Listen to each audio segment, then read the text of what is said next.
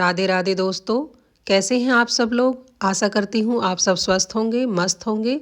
तो दोस्तों, आज की कहानी है दुष्ट मंत्री का तीसरा भाग। अब तक आपने कहानी में सुना कि राजा के सिपाही रानी कंचना को बड़ी सरगर्मी से खोज रहे थे, पर अफसोस कि रानी कंचना और उसकी दासी का उन्हें कहीं पता नहीं चला। इधर नरभक्षी आज बड़ी धूमधाम के साथ खुशी मना रहे थे। आज देवी के सामने 2 स्त्रियां बलि चढ़ने वाली थी। आज तक ऐसा कभी नहीं हुआ था कि देवी के सामने 2 बलि चढ़े, इसलिए नरभक्षी आज के दिन को बड़ा भाग्यशाली समझ रहे थे। अपने परिवार के साथ नाच कूद कर खुशी मना रहे थे। जब वो नाच कूद कर थक गए तो उन्होंने रानी और दासी को एक ऊंची टोकरी पर बिठा दिया ताकि देवी का वह प्रसाद सभी लोगों को अच्छी तरह दिखाई दे सके। वहां बिठाकर वे उनके शरीर को बांधने की तैयारी कर रहे थे। उनकी ऐसी ही परंपरा थी। पहले वे बलि को तीरों से घायल कर बलि चढ़ाते थे। तीरों से बेधने से पहले उन्होंने अंतिम बार फिर से नाचना शुरू कर दिया। कुछ देर बाद नाच समाप्त हुआ और सरदार ने अपना तीर कमान उठाया और लोगों की भीड़ से आगे बढ़ा और रानी कंचना पर तीर चलाने ही वाला था कि अचानक आकाश से एक विशाल पक्षी उड़ता हुआ आया और जिस टोकरी में रानी कंचना और उसकी दासी बंधे हुए थे, उस टोकरी को अपने पंजे में दबाकर उड़ चला। इतने विशाल पक्षी को देखकर आदिवासियों में भगदड़ मच गई। अपने अपनी गुफाओं में घुसकर उन्होंने अपनी जान बचाने की सोची।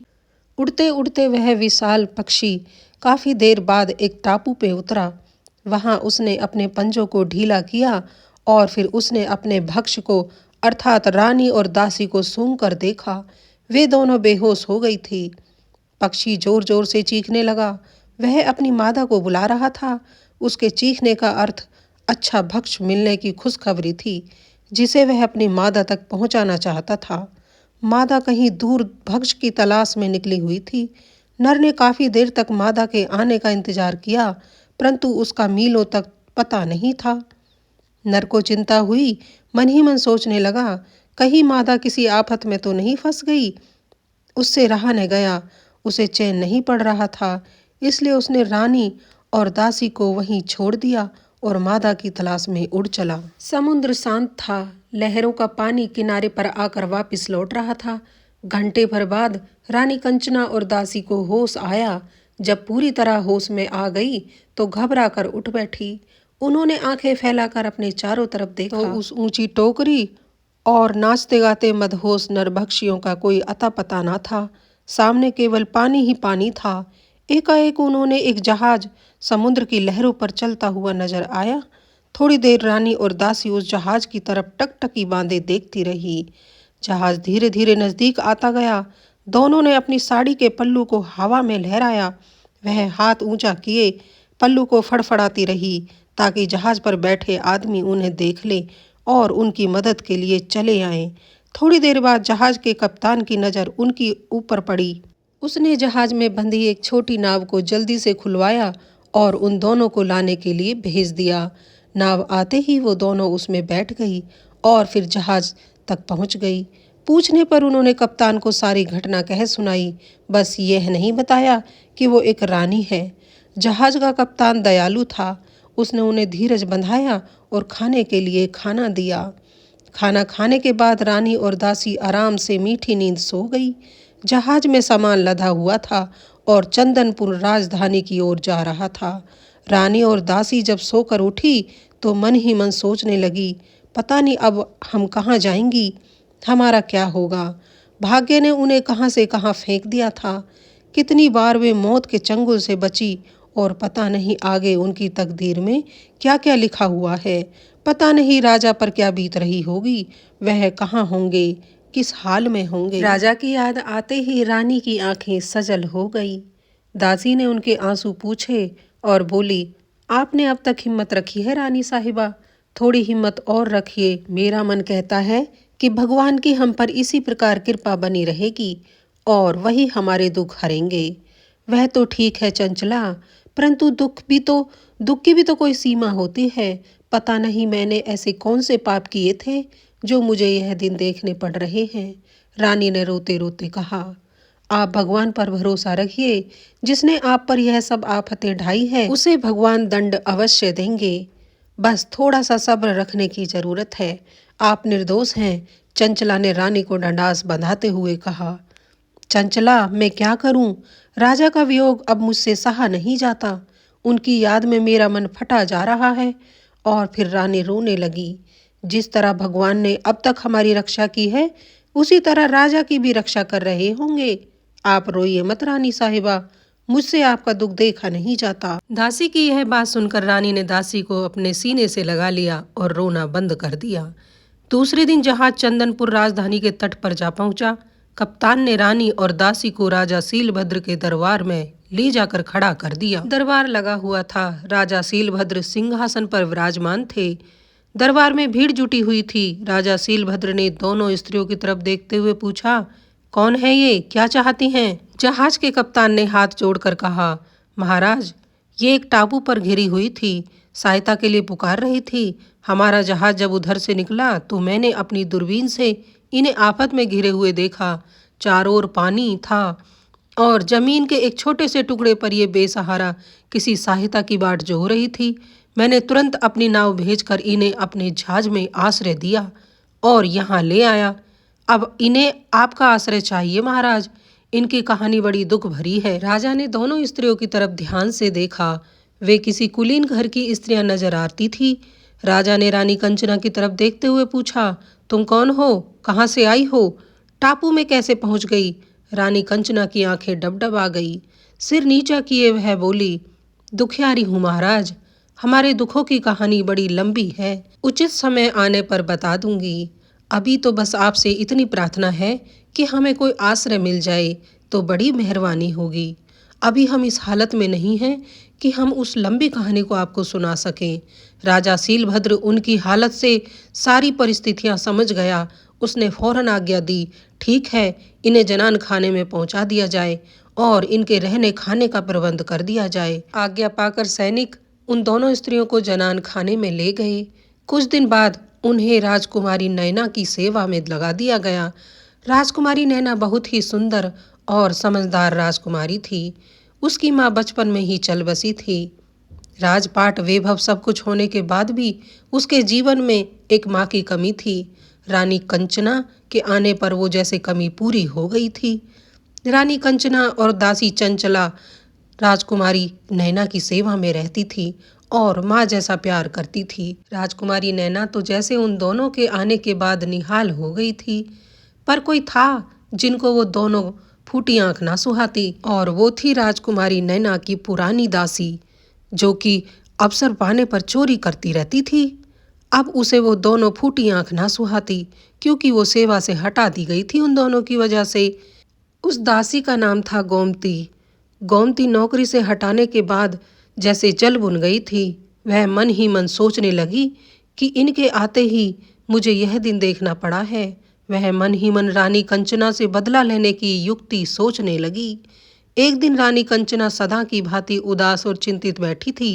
उसे यूं चिंतित देखकर राजकुमारी नैना बोली, क्या बात है दासी, तुम हमेशा चिंता में डूबी रहती हो, न हंसती हो न बोलती हो।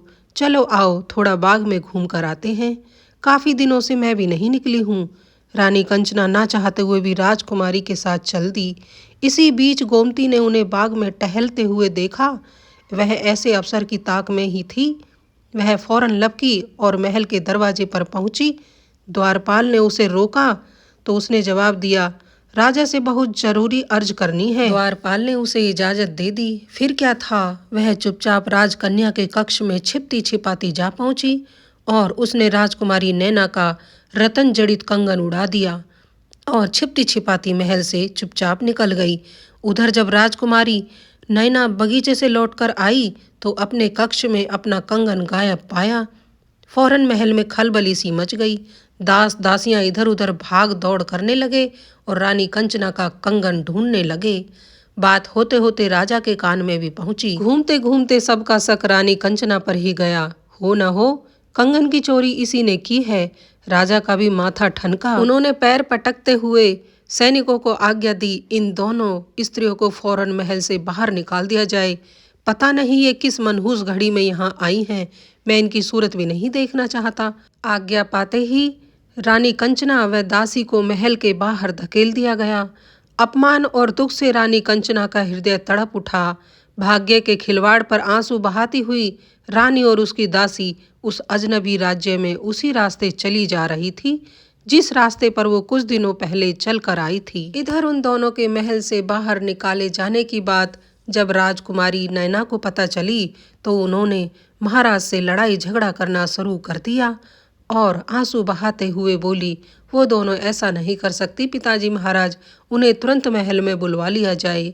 थोड़ी देर बाद ही एक सिपाही ने सूचना दी कि महाराज गोमती के पास से राजकुमारी के चुराए हुए कंगन मिले हैं। यह सुनते ही तो राजा जैसे अपराध बोध से भर गए। उन्होंने तुरंत सिपाहियों को भेजा और उन दोनों स्त्रियों को वापस लाने के लिए कहा। आज्ञा पाते ही राजा के सिपाही तुरंत दौड़ कर गए और 4-6 घंटे की भाग दौड़ के बाद उन्होंने उन दोनों स्त्रियों को ढूंढ ही लिया और राजा के पास ले आई। जैसे ही रानी कंचना ने अपनी दासी के साथ उस कक्ष में अपना पांव रखा, वैसे ही राजा कुछ आगे बढ़े और शर्म से सिर झुकाते हुए भारी गले से बोले, मैं बड़ा लज्जित हूँ। मैंने व्यर्थ में ही तुम्हें दोषी समझ लिया, तुम्हें ठेस पहुंचाई। तुम्हारे इस निरादर के लिए मुझे सचमुच बड़ा पश्चाताप है। राजा की बात सुनते ही रानी कंचना की आंखों से आंसुओं की झड़ी लग गई। इतने में ही सुखदेव की नजर रानी कंचना पर पड़ी। उनका हृदय चित्कार कर उठा, आंखों से आंसू बह चले और पिंजरे में बंद शरीर बाहर निकलने के लिए छटपटा उठा। जोर जोर की चीखों से सारा कक्ष भर उठा। सुखदेव रह रहकर तड़ियों पर अपनी चोंच मार रहा था। एकाएक राजा और रानी कंचना का ध्यान पिंजरे की ओर गया। सुखदेव की आंखों से आंसू झरते देख राजा आश्चर्य से भर उठे। उन्हें धक्का सा लगा। आगे बढ़कर पिंजरे पर प्यार से हाथ रखते हुए राजा ने पूछा, क्या बात है सुखदेव, आज तुम्हारी आंखों से ये आंसू कैसे? तुम्हारे एक एक पंख में मैं आज घबराहट देख रहा हूँ। ताड़ी को चोंच से चबाते हुए सुखदेव बोला, महाराज यही मेरी रानी है कंचना। कैसा विचित्र संयोग है, मेरे लिए आज सबसे बड़ा खुशी का दिन है। सुखदेव की बात सुनकर राजा की आंखें फटी की फटी रह गई। वह पागलों से कभी सुखदेव को तो कभी रानी कंचना को देखने लगा। रानी अपलक पिंजरे की तरफ देख रही थी। उसके मुंह से एकाएक निकला, आप यहाँ? मैंने स्वप्न में भी नहीं सोचा था कि आपसे मेरा मिलन इस विचित्र स्थिति में होगा। कंचना ने अपनी आंखों के आंसू पोंछते हुए आगे बढ़कर राजा चंद्रसेन को नमस्कार किया और बोली, स्वामी आपसे मिलने के लिए अब तक मैं ना जाने कहाँ तक भटकती रही। आकाश पाताल एक कर दी, भाग्य का खूब खिलवाड़ भी देखा, दर दर की ठोकरें में निराश हो चली थी, परंतु वाह रे भाग्य, आपसे मिलन लिखा था सो अपूर्ण हो गया। इससे बड़ा सुख और अब मेरे लिए कोई नहीं हो सकता। और बाद में कंचना का गला रुध गया। राजा भद्रशील की आंखों के सामने से सारे पर्दे हट गए। अब उन्हें पता चला कि जो स्त्री उनके यहाँ दासी बनकर रह रही थी वास्तव में वो एक रानी है। इस वास्तविकता का पता चलते ही वह पानी पानी हो गए और शर्म से उन्होंने गर्दन झुका ली। सचमुच वह एक बड़ा ही करुण दृश्य था। उसी दिन सुखदेव का पिंजरा राजा के कक्ष से उठकर रानी के कक्ष में चला गया। रात में बहुत देर तक राजा चंद्रसेन और रानी कंचना के बीच बातचीत होती रही। दोनों पर अब तक क्या क्या गुजरी इसका जिक्र वो एक दूसरे से करते रहे। दोनों आगे उपाय सोचने लगे, परंतु कोई भी रास्ता नजर नहीं आता कि करे तो क्या करे, उस दुष्ट शिशुपाल से कैसे बदला लिया जाए। इसी सोच विचार में पूरी रात गुजर गई। इन्हीं दिनों राजकुमारी नैना के स्वयंवर की तैयारी शुरू हो गई। सारे महल को दुल्हन की तरह सजा दिया गया। राजकुमार और राजाओं के ठहरने का उचित प्रबंध कर दिया गया। रानी कंचना जानती थी कि दूर दूर से महाराजा राजा स्वयंवर में भाग लेने आएंगे।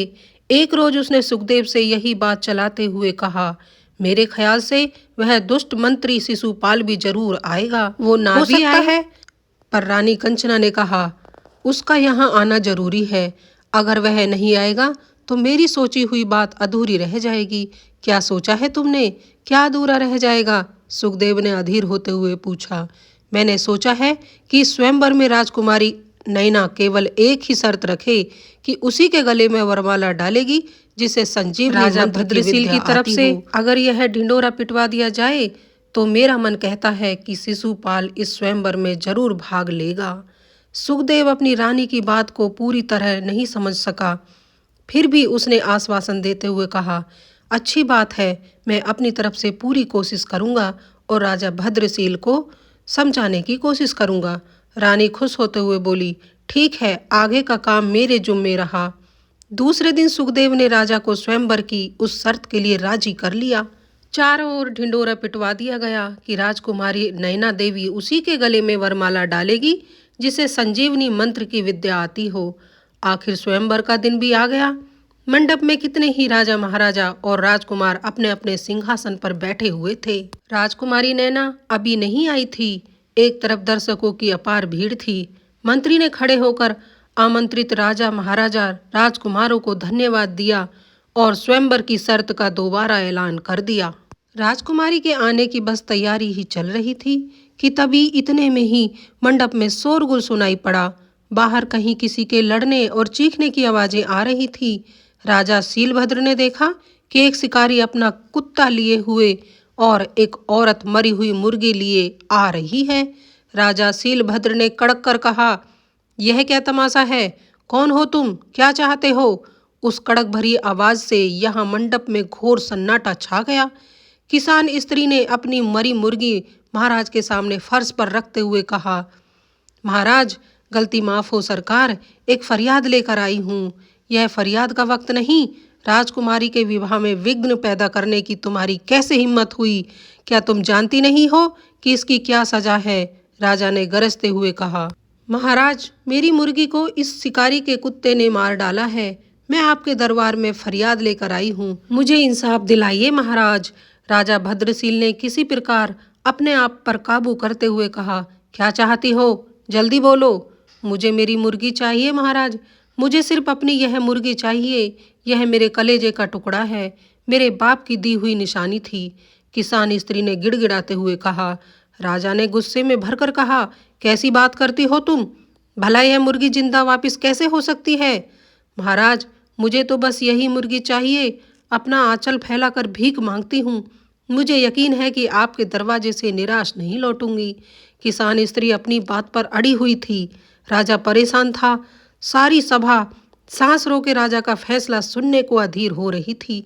इतने में राजा का ध्यान आया कि आज के स्वयंवर में तो हमने शर्त रखी है। उसके अनुसार संजीवनी विद्या जानने वाला राजा महाराजा अथवा राजकुमार इस मुर्गी को जिंदा कर सकता है। यह ख्याल आते ही राजा के चेहरे पर खुशी नाचने लगी। इतने में राजकुमारी हाथ में वरमाला लिए अपनी सहेलियों के साथ उस मंडप में आ गई। अच्छा मौका देखकर राजा ने उठते हुए यह घोषणा की, जो भी इस मुर्गी को अपनी संजीवनी विद्या से जीवित करेगा, उसी के गले में हमारी राज्य कन्या नैना देवी वरमाला डालेगी। घोषणा सुनते ही चारों ओर सन्नाटा छा गया। राजा महाराजा एक दूसरे का मुंह ताकने लगे। थोड़ी देर बाद मंत्री शिशुपाल अपने आसन से उठा और सभा मंडप के बीच आ गया। उसने संजीवनी मंत्र पढ़ना शुरू किया। पिंजरे में बैठा सुखदेव यह तमाशा देख रहा था। जैसे ही शिशुपाल ने संजीवनी मंत्र पढ़ना शुरू किया, वैसे ही सुखदेव ने अपना उल्टा मंत्र पढ़ना शुरू कर दिया। इसके फलस्वरूप लाख कोशिश करने पर भी शिशुपाल का मंत्र नहीं चला। शिशुपाल को काटो तो खून नहीं। सारी सभा उसकी खिल्ली उड़ाने लगी। हारकर शिशुपाल ने कहा, मैं इस मुर्गी को जीवित कर सकता हूँ, लेकिन मेरी एक शर्त है। मैं अपने मंत्र का जाप किसी कमरे में बैठकर अकेले करना चाहता हूँ। इजाजत है? शीलभद्र तैयार हो गए। थोड़ी देर के लिए शिशुपाल को एक कमरे में अकेला छोड़ दिया गया। उसने दरवाजे बंद कर लिए और मंत्र का जाप करने लगा। थोड़ी देर बाद ही मरी मुर्गी धीरे धीरे अपने पंख फड़फड़ाने लगी। सभा में खुशी की तालियां बजने लगी। उधर सुखदेव ने परसव प्रवेश मंत्र पढ़ना शुरू किया। शिशुपाल की आत्मा मुर्गी में प्रवेश कर गई थी और सुखदेव की आत्मा शिशुपाल के शव में। अब बंद कमरे में शिशुपाल का शव पड़ा था और सुखदेव की आत्मा शिशुपाल के शव में प्रवेश कर चुकी थी। खाली पिंजरे में सुखदेव का शव पड़ा था और मुर्गी मंडप में पुनः जीवित हो उठ बैठी थी। थोड़ी देर बाद राजा चंद्रसेन उस बंद कमरे से बाहर निकले और मंडप में आकर मुर्गी से बोले, क्यों शिशुपाल, कैसी रही? और यह कहकर उन्होंने एक अट्टहास लगाया। मुर्गी के रूप में शिशुपाल खिसखिसाता हुआ बोला, अच्छा तो तू था। तू ही मेरी संजीवनी मंत्र को उल्टा कर रहा था और तूने ही पर सब मंत्र प्रवेश का जाप करके मेरा यह हाल किया है। किसान, स्त्री और शिकारी अपने असली रूप में आ गए थे। वो रानी कंचना और दासी चंचला थी। राजा शीलभद्र राजा चंद्रसेन को असली रूप में देखकर बहुत प्रसन्न हुए। उन्होंने मुर्गी के रूप में दुष्ट मंत्री को मौत की सजा दी और राजा चंद्रसेन और रानी का खूब आतिथेय सत्कार किया।